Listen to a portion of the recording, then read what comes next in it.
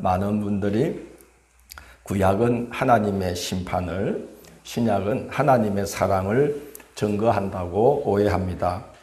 그리고 구약은 율법을 통한 구원을, 신약은 믿음을 통한 구원을 증거한다고 생각합니다. 그러나 사실은 그렇지 않습니다. 선지자들이 하나님의 이름으로 하나님의 심판을 경고할 때 회개함으로 심판을 면하게 되기를 원하시는 하나님의 애타는 사랑이 구구절절 구약 성경에 담겨 있고, 신약 성경은 우리 같은 죄인을 위해 하나밖에 없는 아들을 보내시어 우리 죄를 대신 짊어지게 하시는 하나님의 사랑을 믿는 자는 그 사랑에 합당한 삶을 살아야 한다는 권면으로 가득 차 있습니다. 심판과 심판과 사랑, 율법과 믿음은 동떨어져 있는 것이 아닙니다.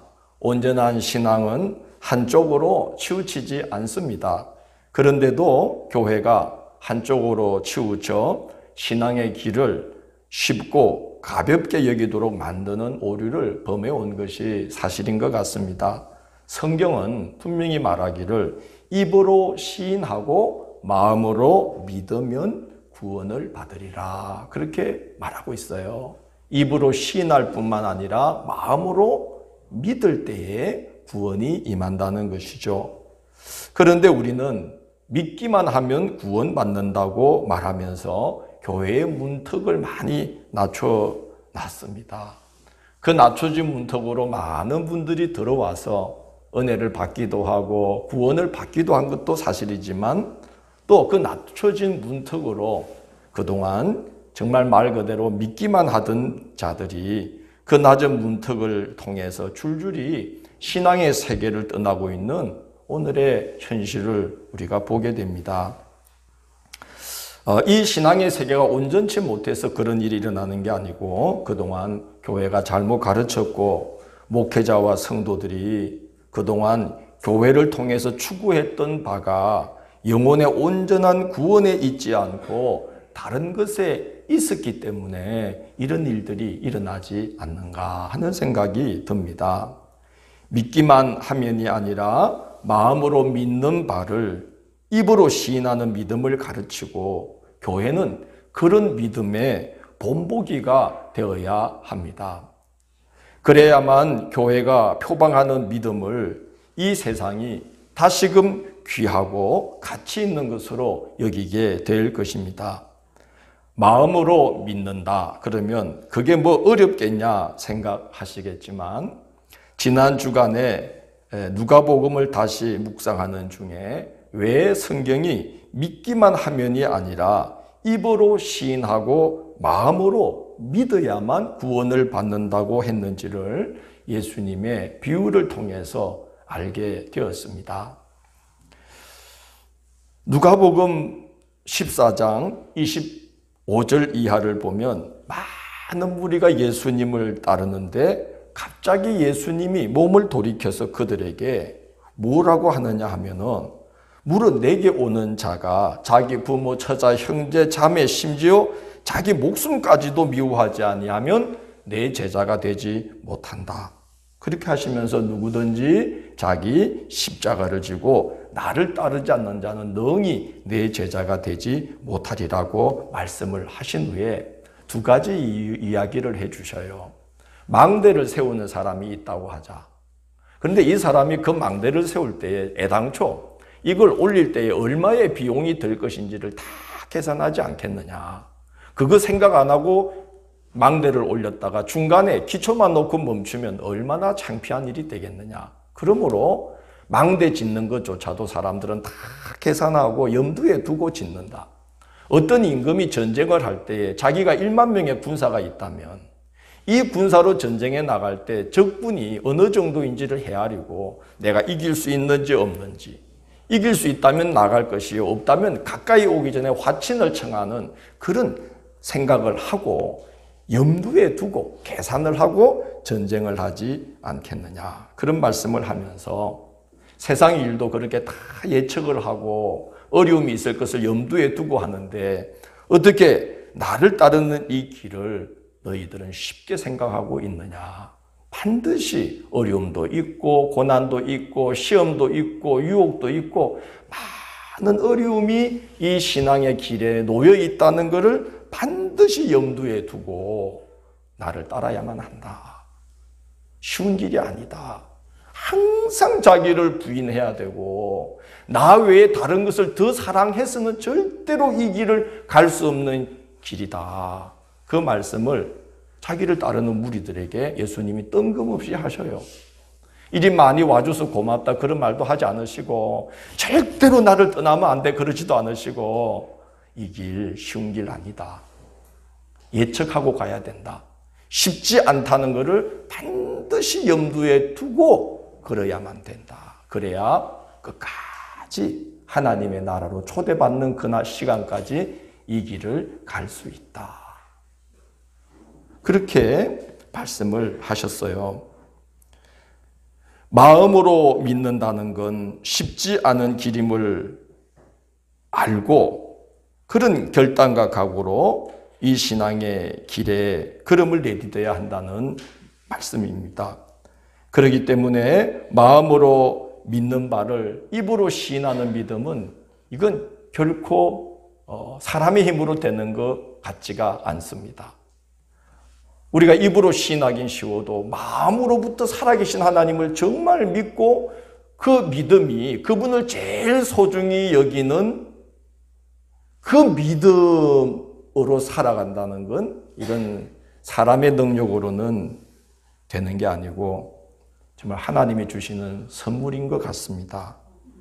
그래서 우리는 그런 믿음을 갈망하는 마음을 주시기를 기도하고 그런 마음으로 하나님을 갈망하는 중에 하나님을 사랑하게 해달라고 기도하고 그래서 하나님을 마음으로부터 깊이 사랑하기 때문에 그분을 믿노라고 입으로 시인할 뿐만 아니라 마음으로 믿고 그 사랑하는 그분의 말씀 곧 율법을 지킬 수 있도록 해달라고 우리는 기도하면서 살아가야만 되겠습니다.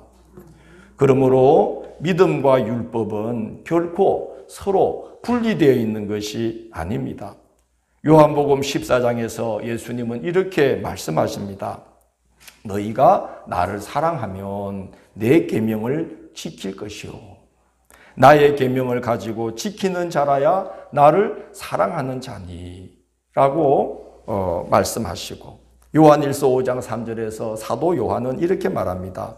하나님을 사랑하는 것은 이것이니 우리가 그의 계명을 지키는 것이라.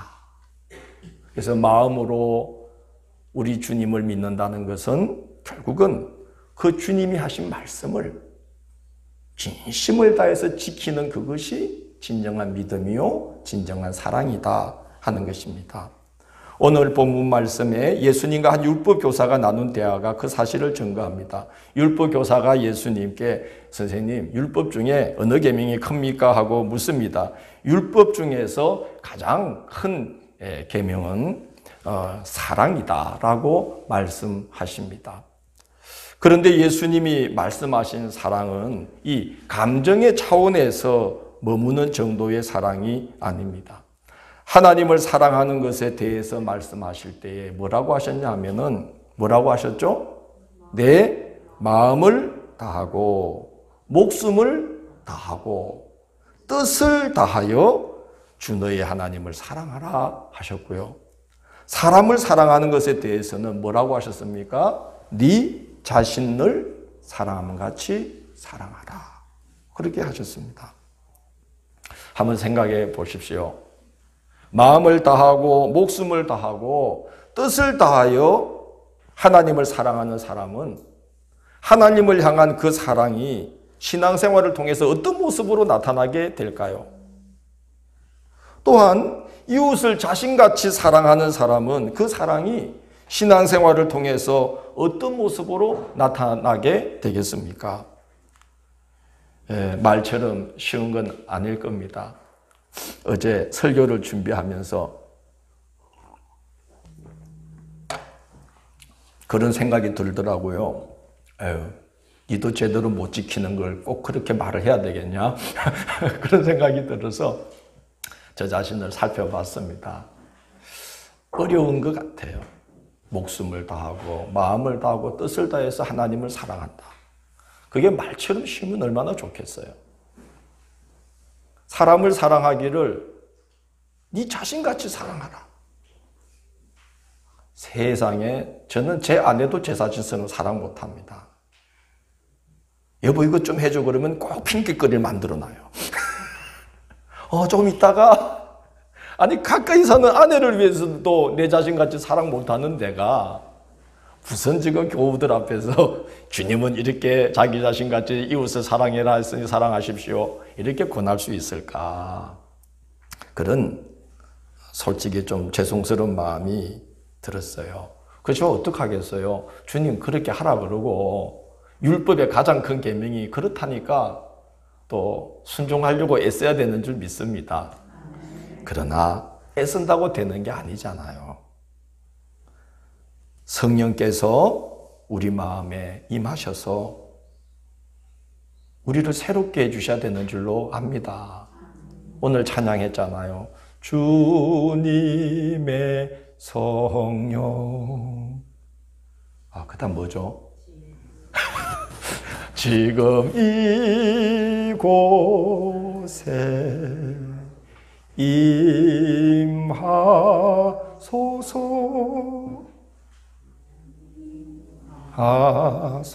그곳이 우리의 마음이기를 원합니다. 우리 공동체 가운데 그곳이 우리 교회이기를 원합니다.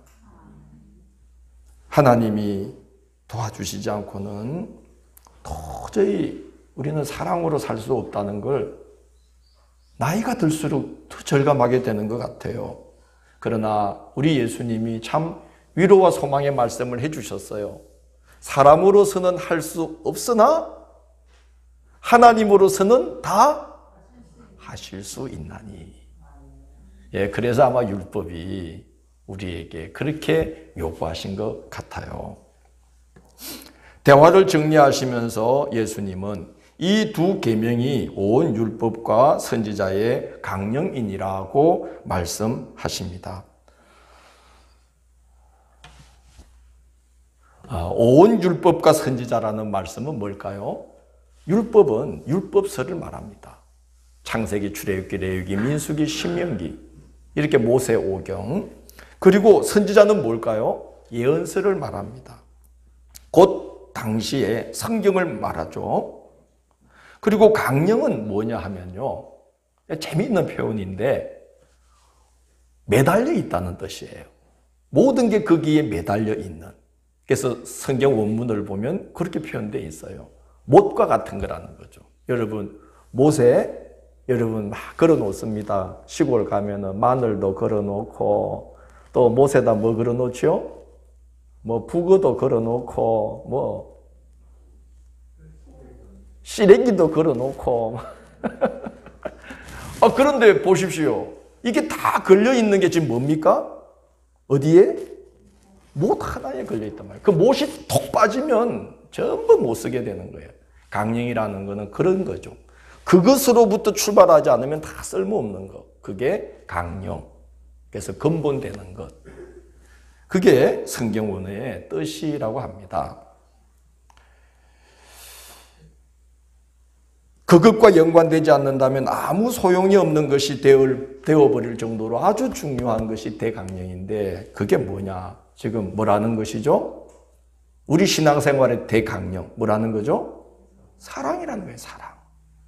고린도전서 13장에서는 바울 사도가 이렇게 말합니다. 내가 사람의 방언과 천사의 말을 할지라도 뭐가 없으면 사랑이 없으면 소리나는 구리와 울리는 꽹과리가 되고. 이게 무슨 말입니까? 소리나는 구리, 울리는 꽹과리가 무슨 전달할 의미가 있을까요? 자, 여러분 보세요. 제가 지금 탁자를, 강대상을 무슨 의미가 있습니까? 물론 졸 때 제가 땅 치는 건 의미가 있죠. 졸지 마세요 하는 건데 이게 무슨 의미가 있겠습니까? 그 말이에요.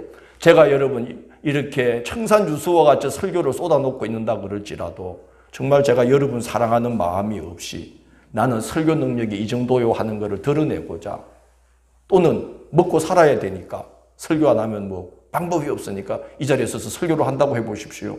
아무리 청산유수 같은 설교를 해도 그거는 지금 제가 이렇게 나무를 때려서 나는 소리와 같이 아무 소용이 없다는 거예요. 맞죠, 그죠? 그리고 말씀하시기를 네가 네게 있는 모든 것으로 구제하고 또 몸을 불사르게 내어줄지라도 사랑이 없으면 아무 소용이 없느니라. 여러분, 사랑이 없이도 몸을 불사르는데 내줄 수 있을까요? 지난달 16일에 프랑스의 한 교사가 이슬람의 창시자 마호메스로 알려져 있는 그 무함마드를 풍자하는 만평, 만화를 아이들에게 보여줬어요. 그리고 보여주면서 이게 불편한 무슬림 친구들은 안 봐도 되고 나가도 된다. 그렇게까지 친절하게 설명을 다 하고 보여줬는데 그 자기가 신봉하는 무함마드를 조롱했다고 19세의 무슬림 청년이 그 교사를 칼로 참수를 했어요. 목을 따가지고 죽인 거예요. 그런데 그로부터 또 13일이 지난 29일 날, 엊그제네요.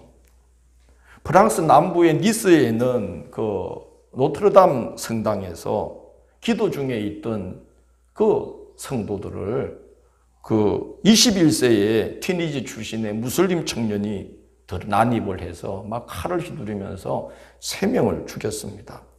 그는 경찰의 총격을 받고 병원에 실려가는 중에도 계속해서 알라 아크바르라고 외쳤다고 그래요. 알라 아크바르. 알라는 위대하다. 그러면서 계속 중얼거렸다고 합니다.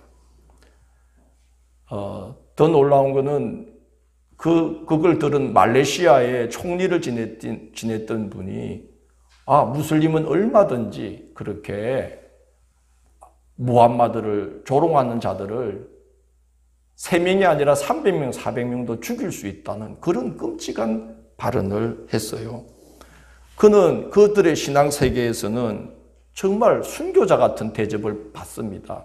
그러나 아무리 그가 자기 종교적 신념을 따라서 자기 몸을 불사르게 내어준다 할지라도 그러나 그는 어떤 종교든지 간에 정상적인 종교라면은 그 종교의 대강령이 되는 그 대강령과 어긋나는 행동을 한 거예요. 그 대강령이 뭐죠?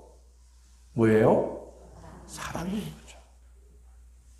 이슬람 사람들이 몸에 폭탄을 짊어지고 정말 알라에게 충성하겠다고 그 식당에 들어가서 자기 몸을 그냥 폭발시켜요. 그러면서 유대인들, 기독교인들 막 죽이는데 그게 바로 몸을 불사르게 내어주는 거예요.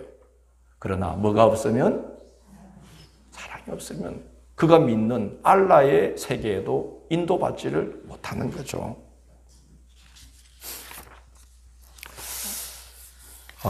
그런즉 정말 우리가 신앙의 길을 걸어갈 때에 믿음, 소망, 사랑 이 3가지를 항상 품고 가야 되는데 그 중에 제일은 사랑이라고 성경이 말한 이유를 정말 우리는 명심해야 됩니다.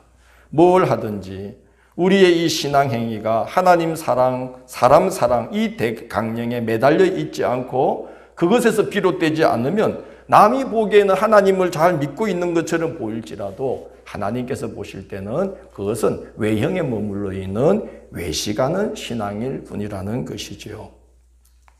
예수님 시대의 바리새인과 율법 교사 그리고 그들이 만든 계명을 하나님 말씀처럼 신봉했던 유대인들은 안식일을 거룩히 지키겠다면서 온갖 규칙을 만들어냈습니다.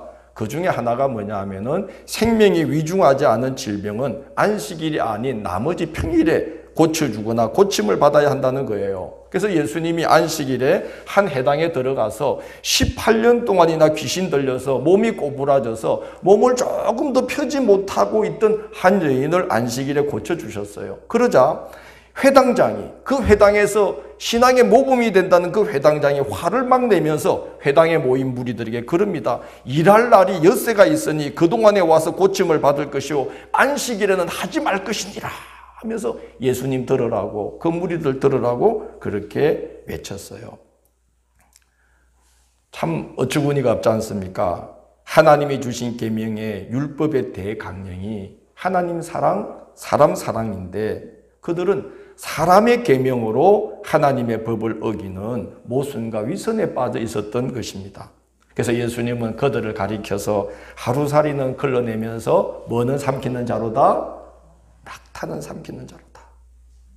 대강령, 이 사랑이라는 대강령의 끄트머리에도 들지 못할 그런 자기들이 해석에 해석을 더해서 만들어 놓은 안식일 규례, 그걸 지키겠다고 막 애를 쓰면서 하루살이 같은 것은 막 걸러내면서 이렇게 만나 안 만나 따지면서 대강령이 되는 사랑에 대해서 낙타와 같이 중하고 큰 계명에 대해서는 꿀꺽 삼키듯이 무심하고 무관심했다는 거예요.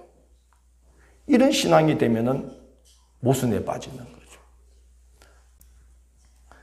바로 그 말씀이에요. 왜 너희는 하루살이는 막 걸러내면서 성일인데 돈을 왜 쓰니? 성일인데 뭐 왜 노동을 하니? 왜 일을 하니? 뭐 이러다가 정작에 정말 중요한 계명인 사랑, 하나님 사랑, 사람 사랑, 주님의 몸인 교회 사랑, 이거는 깡그리 무시해버리는 이런 위선에 빠지는 것은 안 된다는 것입니다. 여러분, 왜 그런 지경에 빠지겠습니까? 그들의 믿음이 외형에만 머물러 있었고 그 심령이 오늘 갈라디아서에 말씀하고 있는 사랑으로서 역사하는 믿음까지 잘하지 못했기 때문에 그런 거죠. 입으로 시인하는 믿음이지만 마음으로부터 진심으로 믿는 그런 믿음이 아니었기 때문에 신앙의 외형에만 머물러서 그런 대강령에서는 너무나 거리가 먼 신앙의 모습을 갖고 있었다는 겁니다. 진정한 믿음은 율법이 정한 바 외적 행위를 지키는 것에 머물지 않고 율법을 주신 하나님의 목적을 따라 거룩함과 사랑이라는 내적 의도를 가지고 모든 일을 행하게 되어 있다고 합니다. 그러니까 진정한 믿음은 율법이 제시한 외적인 규례, 규칙을 지키고 안 지키는 정도에 머물지 않고 그것에 만족치 못하고 그 내적인 의도가 어떤 행위를 하든지 그 내적인 의도가 거룩함에 이르고자 하고 그리고 사랑으로 하고자 하는 데에 이르게 된다는 거예요. 진정한 믿음은. 그래서 바울 사도는 로마서 3장 31절에서 이렇게 증거합니다. 그런즉 우리가 믿음으로 말미암아 율법을 파기하느냐? 그럴 수 없느니라. 도리어 율법을 굳게 세우느니라. 이 율법을 굳게 세운다는 말은 대강령이 되는 뭘 실천한다는 거죠? 사랑을 실천한다는 거예요.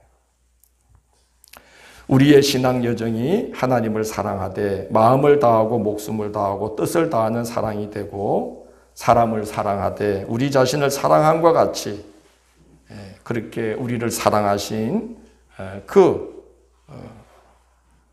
하나님의 사랑을 본받아서 그 사랑이 우리에게 열리고 그 사랑이 우리에게 선물로 주어지기를 늘 기도하면서 우리는 살아가야 되겠습니다. 이제 마지막 한 가지 더 말씀은 유대인들이 범한 또 하나의 오류가 뭐냐 하면은 그리스도가 다윗의 자손으로 오실 거라고 생각을 했다는 거예요. 이것은 인간적인 욕심이에요. 그리스도가 다윗 같은 권능으로 와서 다윗 같은 왕국을 세워서 이스라엘을 모든 나라 위에 뛰어난 나라가 되게 해주기를 원했던 거죠. 그들은 그것이 하나님의 나라일 거라고 생각을 했었습니다. 그러나 예수님은 그들의 기대에 부응치를 않으시고 왜 그러냐 하면 예수님 전후로 해서 많은 그런 자칭 그리스도들이 나타났어요. 그래서 그 백성들의 기대에 마치 부응하는 존재인 것처럼 행동을 했어요. 인기를 얻고 사람들의 힘을 모아서 로마에 반역하고 헬라에 반역하면서 마치 하나님의 나라를 세울 것처럼 행동을 했습니다. 그러나 그들은 그 자칭 그리스도들 때문에 백성들은 헬라와 로마의 철퇴를 맞고 심지어 예수님이 오시고 나서 한 40년쯤 후에 나타난 이 자칭 그리스도들 때문에 이스라엘은 로마에 의해서 완전히 파괴되어서 2000년 동안이나 나라 없는 그런 고통을 겪어야만 했습니다. 예수님은 그리스도는 다윗의 자손으로 와서 다윗 같은 왕국을 세우는 것이 아니다.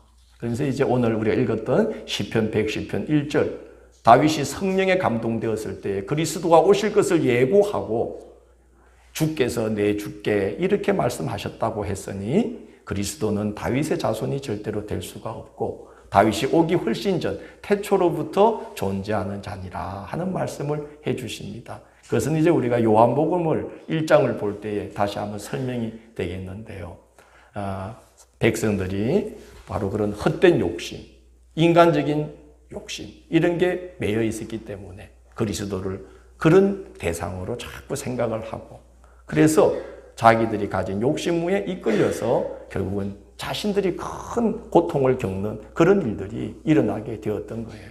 그래서 예수님은 진정한 그리스도로 오셔서 정말 참된 생명을 받고 누리고 참된 생명을 나누는 그런 진정한 하나님의 나라, 주의 나라를 주님은 오셔서 십자가와 부활을 통해서 우리에게 영원한 하나님의 나라를 선물로 열어주셨습니다.